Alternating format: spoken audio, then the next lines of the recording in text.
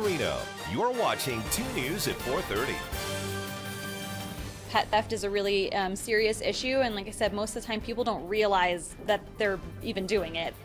Yeah, get this. In a matter of hours, one man went from dog thief to Good Samaritan. And why his actions actually aren't uncommon and how you as a pet owner can prevent your dog from being taken, that's tonight's 2 News big story at 4:30. Hey, you may remember over the weekend, a white Great Pyrenees was taken after being left outside of the Food Max on Parade Way. I'm Ariana Bennett. And I'm Kristen Remington. Thanks for keeping it here with us. Shortly after, police say they were looking for the suspect, the man who took the dog, who then contacted police. He told officers the dog was not wearing a collar nor tags, just a bandana, so he took the dog home to take care of it. And then he sees himself on the news right there and returns the dog to the Sparks Police Department. Okay, now believe it or not, people taking home a dog they mistakenly believe is abandoned is actually pretty common. I had two just running up and down the street. They finally came down into the driveway and I thought, what do I do? You know, they took off, so I can understand that. But Animal Services says there are several steps you can take to keep this from happening to you and your pets. Ryan Kennedy joins us here in the studio.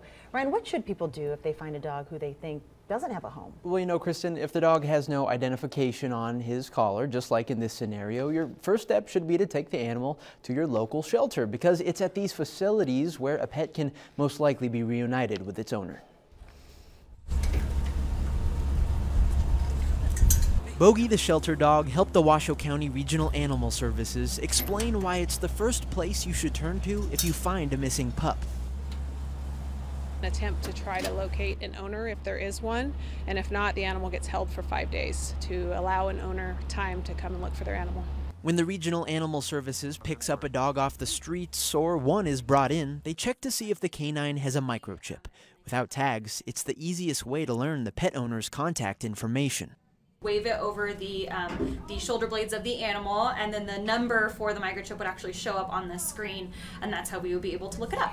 But as the Nevada Humane Society tells us, sometimes the microchip gets overlooked and a dog is never brought into the shelter.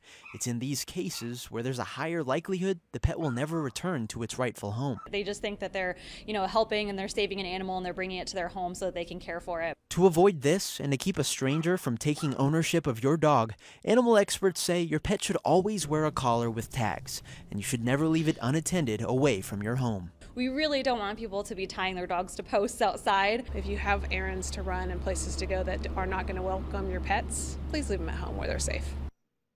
Yeah, and get this, Animal Services tells us 1 in 3 pets will be lost from its owner at some point in its life. So the more you can do ahead of time before that happens, the higher likelihood your pet will return home safely.